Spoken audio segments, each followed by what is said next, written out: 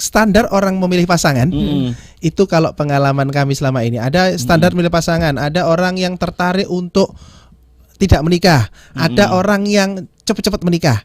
Itu kalau kami belajar dari pengalaman klien-klien kami adalah berdasarkan dari pengalaman dia melihat ibu bapaknya. Nah ini aku yang saling suka dari Kak Okta.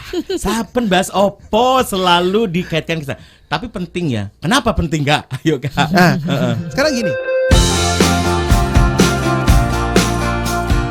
Pertanyaan yang terpotong saat jelang mau iklan tadi. Kita masih di bahasan tentang trik atau tips bagaimana menjawab pertanyaan kapan kamu nikah jelang halbi lebaran nanti yang selalu menjadi momok para jomblo di setiap tahunnya ya.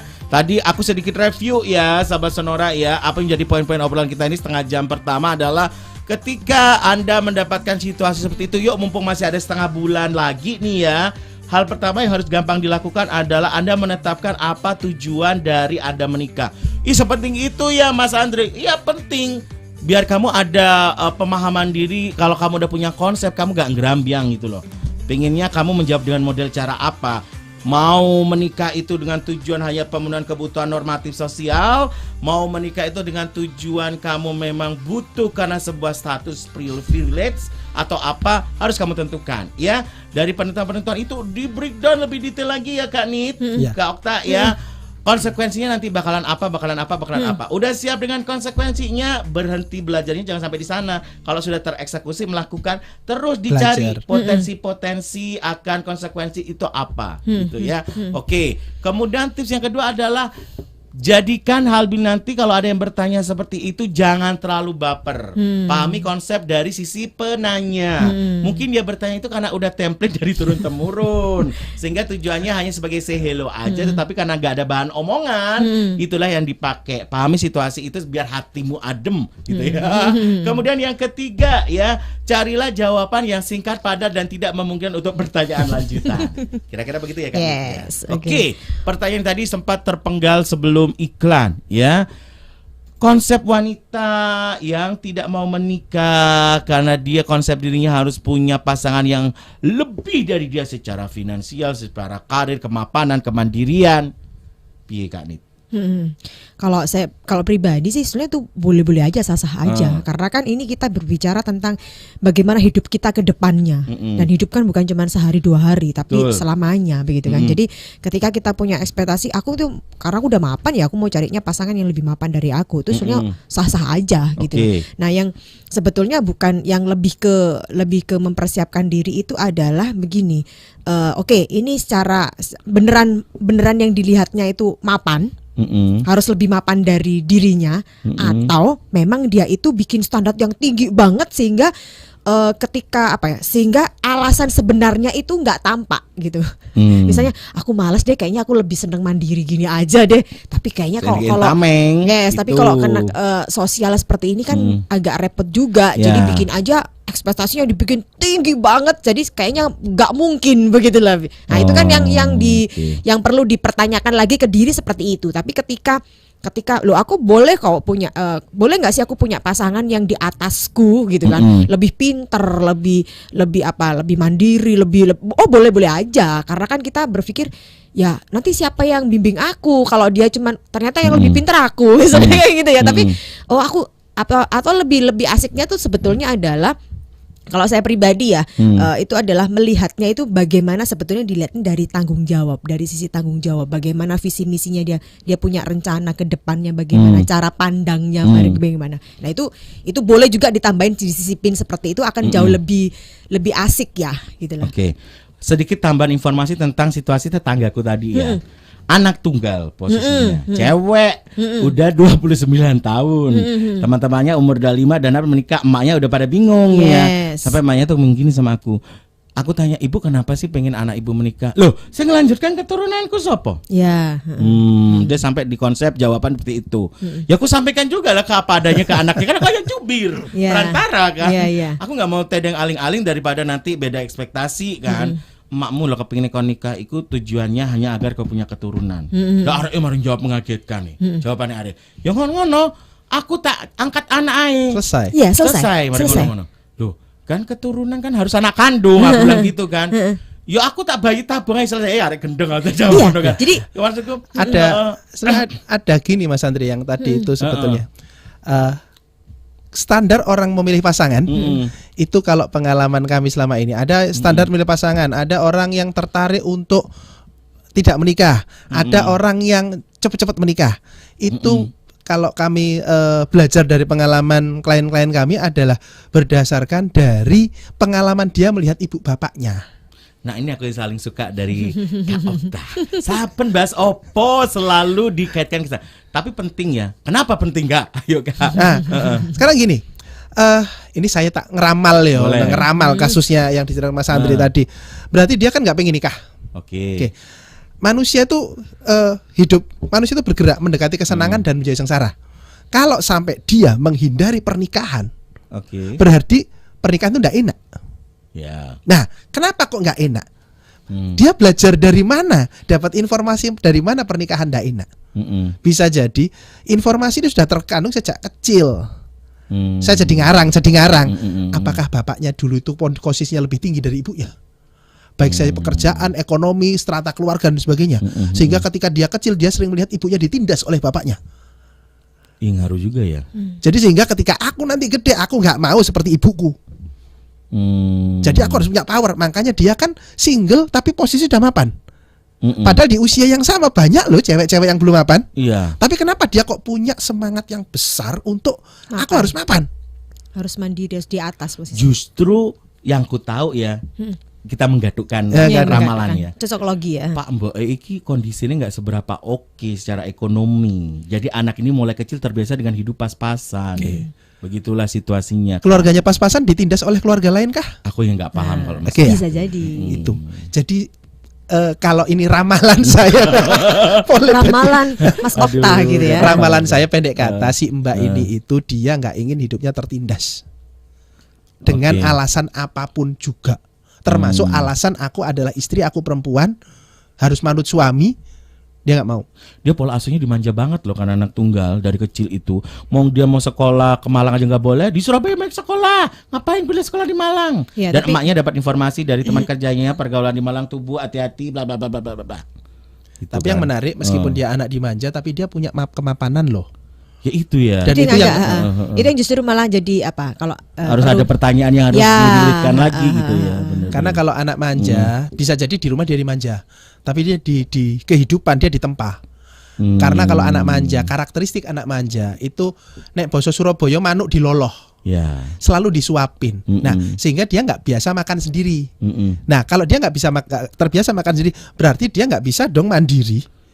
Nah, tapi kalau ini mandiri, lah berarti ada faktor lain yang membentuk dia. Nah, itu kan makanya perlu ngobrol lebih lanjut untuk ngobrol tentang konsep diri tadi itu tadi. Kalau orang jadi jawaban gimana dong kita menggalinya? Kita juga bingung kan. Enggak perlu, dianya sendiri yang perlu menggali. Perlu menggali dalam artian ini bener nggak sih dia itu mau cari pasangan dengan penghasilan lebih tinggi, itu memang beneran begitu atau ada di balik itu tadi loh. Aslinya gak pengen nikah. Karena gini, ada klien-klien kami, mungkin pernah cerita kita di sini ya.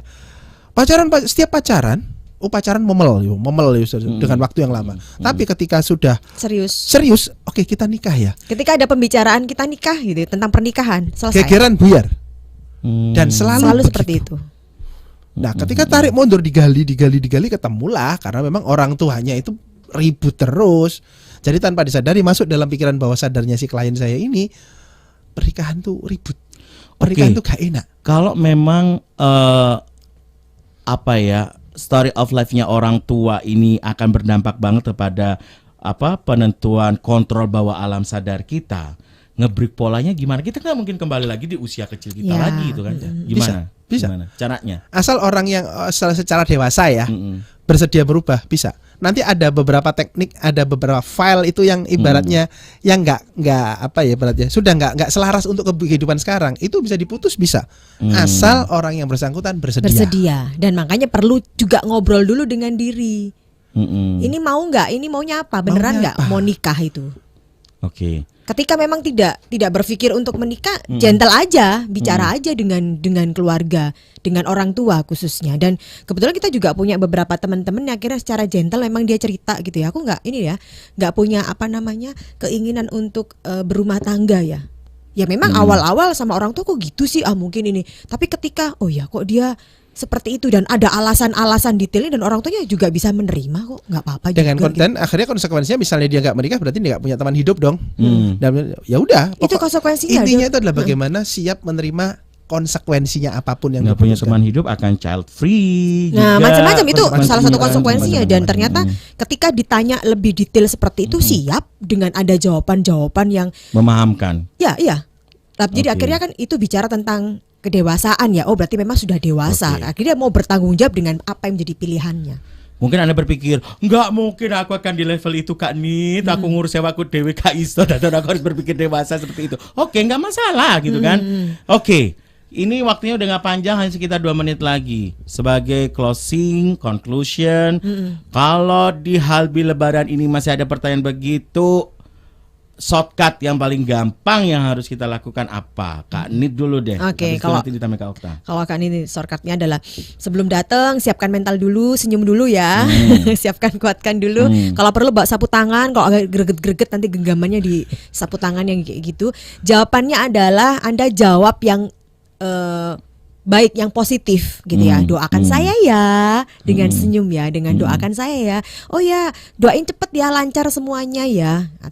Atau kalau paling gampang itu tadi langsung aja kalau Anda mau Anda langsung jawab bulannya. Nanti bulan apa tahunnya? Ya nanti tahunnya nyusul aja deh. Jadi sesantai mungkin aja cari jawaban yang, atau kalau paling nggak cari jawaban yang singkat, padat dan jelas, jawaban tertutup ya. Kalau bisa bikin jawablah dengan jawaban tertutup, bukan jawaban terbuka gitu. Kak Okta. Santai aja pokoknya. Santai juga. Iya, nggak usah baper lah. No baper, pokoknya inget rendangnya, inget opornya, fokusnya ke situ ya. Foto bersama. Oke, ya semoga ini ngebantu. Kalau kalian masih belum jelas, ada baiknya kalian buka konten-kontennya Kata Okta Kartika. Di sana itu banyak banget konten yang udah diposting baru ataupun lama, itu yang sangat helpful banget kalau menurut aku gitu ya. Jadi kalian tuh akan terbuka wawasan. Oh begini ya. Udahlah, percaya sama aku. Nama akunnya bisa di-spill? Kata Okta Kartika, baik di IG maupun di YouTube. Oke.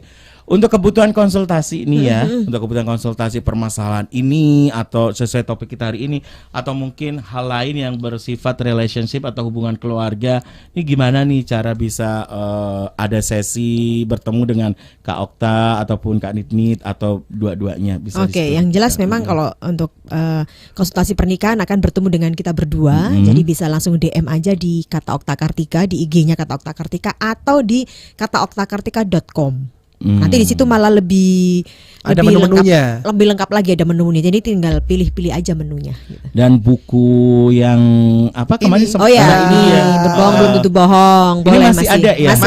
Masih ada. Buat yang mau pengen dapat buku ini silakan. Ada pendengar yang beruntung kemarin dapat. Aku belum ada feedbacknya nih dari Bu siapa, Bu Nurul ya kemarin namanya. Belum ada feedbacknya nih. Ya nggak tahu dia saking mendalaminya membaca sampai kehilangan kata-kata atau gimana ya. Tapi sedikit spill aja tentang buku ini. Kalau baca buku ini bakalan dapat informasi apa, Kak? Ya, jadi seringkali kan kalau ini memang judulnya berbohong belum tentu bohong. Jadi apa yang kita sampaikan disampaikan pasangan tuh apa benar itu atau ada makna di belakang itu. Jadi untuk pasangan-pasangan yang ingin lebih peka pada pasangannya, pengen ngerti makna tersembunyi di balik kata-kata pasangannya, belajarnya dari sini. Ini juga kalau ordernya langsung ke Kata Okta Kartika ya, itu langsung dapat tanda tangan penulisnya langsung. Betul. Oke. Limited edition. Silakan langsung Anda order. Ini berapa price-nya? Harganya ini bilang 99.000. Siap. Enggak sampai 100.000. Anda lo ngopi 100.000 mari ngono wis mlebu nang weteng wis gak dadi apa-apa. Ya, atau mungkin ini dapat ilmu loh. Bisa langsung dibeli sekarang, ini mumpung masih ada beberapa minggu sebelum Halbi, jadi nanti bisa tahu penting makna tersembunyi di balik di balik ini perkataan Pak De Bude Om Tante. Jangan Pak D-nya tanya gitu, Bude gitu Kak, jadi anak ede-ede wis bermasalah. Itu dia makanya. Jadi ya bisa tahu tentang makna tersembunyi. Ini kalau order kan DM di Instagram bisa bisa langsung aja. langsung dikirim ya. Bisa. Ya, pengiriman ya. Yes. Sampai luar kota oke, luar pulau Bisa, oke ya. boleh Luar negeri banget. juga oke Oke, ya, oke streaming aja. ini ya. Itu plus ongkir atau gimana? Plus lah ya. Namanya Plus juga ongkir, plus pengiriman. ongkir. Iya. Oke. Kak Nitni, Kak Okta, thank you so much. Terima Terima kasih, kasih Mas Andre. Semoga apa yang kita obrolkan hari ini paling nggak sedikit memberikan ruang untuk napas lega para jomblo yang gitu kan. Wes tarik, hidup itu sudah bulat jangan tambah bulat gitu ya. Pasti ada solusinya sembulat apapun. Cuma tinggal kita mau belajar enggak terhadap solusi yang ada itu. Oke. Andre juga harus pamit sampai di sini ya. Jangan kemana-mana, tetap di Sonora FM 98 Surabaya. Kita jumpa lagi. Minggu depan kita masih jumpa dengan topik. Aku juga lupa. Ada hubungannya dengan tentang bagaimana? Pokoknya tentang kalau ketemu teman lama waktu halal. CLBK. CLBK. Kita bahas tentang CLBK waktu halal bisa bihalal. paketan ya. Biasanya ada habil sama keluarga. Habis itu kan dengan teman-teman sekolah. Habil reunian. Reuni. Tentang CLBK. Yes. Kalau sangguyan-guyu memang kenyataannya begitu. Ya wes lah, aku pamit sahabat Sonora, Kak Nitni. Ya, bye. Thank Thank you. you. Pamit semuanya, Terima bye-bye. kasih. Makasih ya, jangan kemana-mana, tetap di Sonora FM 98 Surabaya.